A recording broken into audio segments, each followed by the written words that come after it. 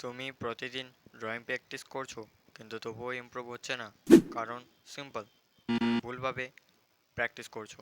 Mistake number one, just drawing, no studying. বেশিরভাগ মানুষ শুধু আঁকে কিন্তু স্টাডি করে না। ড্রয়িং আর স্টাডি এক জিনিস না। তুমি যদি ফেস আঁকো কিন্তু ফুল স্ট্রাকচার না বোঝো, তাহলে 100টা আঁকলেও ইমপ্রুভ হবে না। তাহলে সলিউশন কি? ডেইলি 10 মিনিট শুধু শেপ, ফর্ম, অবজারভেশন দিয়ে প্র্যাকটিস করো। Mistake number two, only drawing what you like.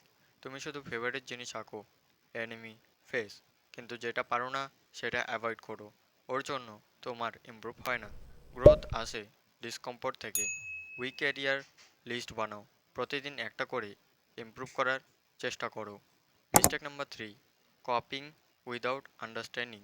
Tutorial দেখে কপি করলে ড্রয়িং সুন্দর দেখাবে কিন্তু স্কিল বাড়বে না।